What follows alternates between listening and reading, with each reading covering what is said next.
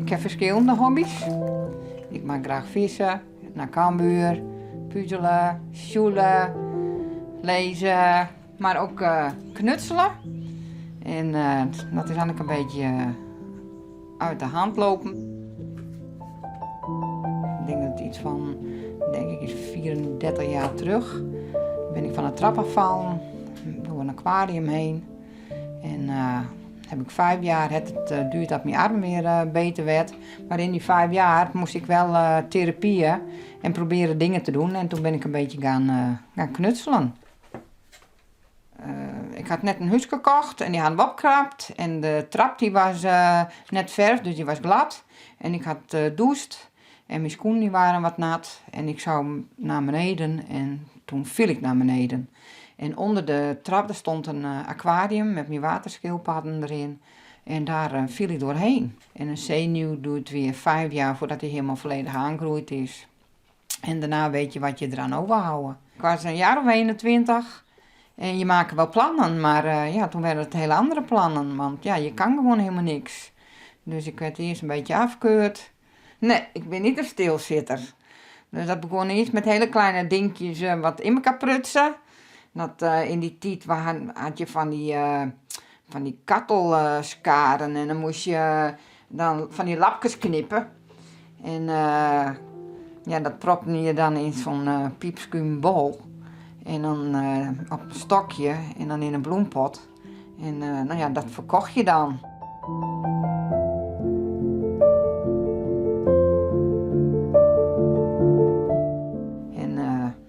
Dan van het kleine wordt het dus groter en dan ga je ook een keer de markt op.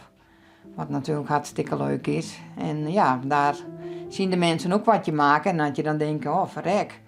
Wat ik allemaal maak, dat vind je allemaal leuk en dat verkoop je dan allemaal. Dan denk je, ik ga volgende week wel weer eens naar de markt. Kan ik wel weer wat dingen maken. Totdat op een gegeven moment in Oosterwolde het kramenhuis openging. En toen dachten we, dit is dichterbij, dit is leuker. Dus toen ben we daar begonnen om een kraam te huren. En op een gegeven moment, ik zou er weer spullen brengen. En toen kwam de eigenaresse van de winkel van... Christine, ik heb een brief voor jou. Want we houden er met op. En toen dacht ik, we houden er met op.